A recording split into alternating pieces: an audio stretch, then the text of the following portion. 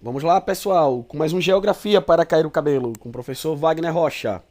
Simbora na questão de número 1. Lembramos que a noção de planície não deve ser associada necessariamente a baixa altitude, mas a... Vamos lembrar que geomorfologicamente nós temos as planícies, nós temos os planaltos e nós temos também as depressões. Lembrando que a depressão pode ser absoluta ou a depressão pode ser relativa. Lembrando que no Brasil não existe depressão absoluta, mas apenas relativa. Uma depressão absoluta se encontra abaixo do nível do mar. Uma depressão relativa se encontra acima do nível do mar. Então, lembrando também que numa depressão predomina maior desgaste do que acumulação ou deposição de materiais. O planalto pode ser tanto cristalino como também sedimentar. E no planalto também predomina mais desgaste do que acumulação e sedimentação. Já numa planície, ocorre mais deposição de materiais ou deposição dos sedimentos do que desgaste. Como exemplo, a planície do Pantanal, a planície amazônica e a planície litorânea, que também é chamada de planície costeira. Logo, a resposta é letra B, deposição de materiais. Vamos lá, pessoal, para a questão de número 2 de Geografia. De início, precisamos entender o termo estrutura geológica. Só lembrando, pessoal, que estrutura geológica não consiste na forma do relevo, mas sim na base do relevo. Consiste no alicerce do relevo. Então, quanto à estrutura geológica, ele quer saber se a rocha é cristalina, se a rocha é sedimentar, diferente de geomorfológico, que quer dizer o quê? As formas do relevo. Se é uma planície, se é um planalto, se é uma depressão, etc. Então, utilizado em geomorfologia, de forma simplificada, podemos dizer que ele corresponde ao embasamento rochoso que sustenta uma forma de relevo, ou seja, ao alicerce da Terra. No Brasil, a estrutura geológica é responsável pela instabilidade tectônica, pois é uma estrutura antiga e cristalina, em maior parte recoberta por sedimentos. Falso, que não é instabilidade tectônica. O Brasil tem uma boa estabilidade tectônica, até porque o Brasil é geologicamente antigo, é um relevo bastante desgastado, um relevo da era pré-cambriana, e o Brasil ele se localiza no centro de uma placa tectônica, onde não tem grande instabilidade tectônica, mas sim estabilidade tectônica. B. Ocorrência de bacias petrolíferas no interior do país, associadas à ocorrência de terrenos cristalinos. Falso.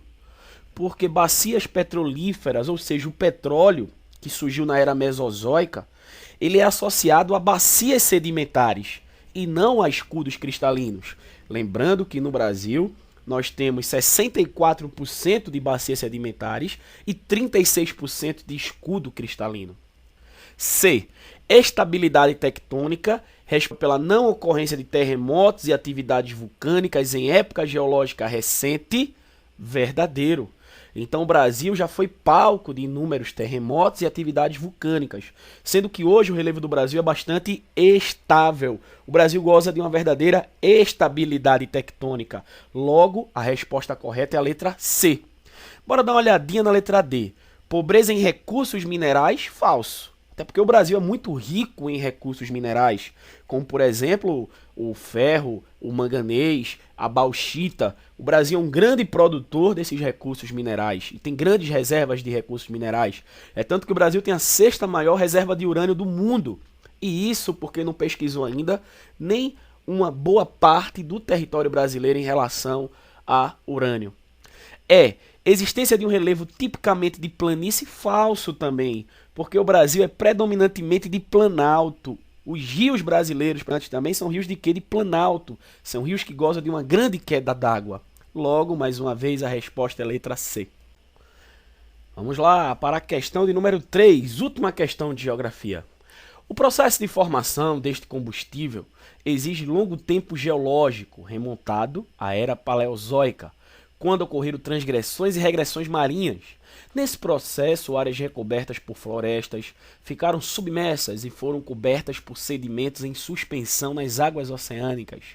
Com o passar do tempo geológico, o material orgânico sofreu transformações ao abrigo do ar e sob a influência das atividades bacterianas. Portanto, a antiguidade da formação aumentou o teor de carbono, garantindo uma fonte de energia de alto poder calorífico, sem produzir fuligem e nem mau cheiro. Trata-se, ora, logo quando ele fala era paleozoica, logo quando ele fala de florestas submersas, e logo também quando ele fala de alto teor de carbono, ele só pode estar se referindo ao carvão. Lembrando que no carvão nós temos os estágios do carvão, que é o tufa, lignito, hulha e antracito. Tufa e lignito são carvões relativamente recentes. Já hulha e o antracito são carvões antigos. Então, se é um tipo de carvão antigo, logo ele vai ter menor teor de água e um grande teor de carbono. Logo ele vai ter também um grande poder calorífico. Quando ele diz, portanto, a antiguidade da formação aumentou o teor de carbono, garantindo uma fonte de energia de alto poder calorífico sem produzir fuligem e nem mau cheiro, ele está se tratando do antracito, que é o carvão que tem a melhor qualidade do mundo. É também o carvão mais raro. Logo, ele está se referindo à letra C.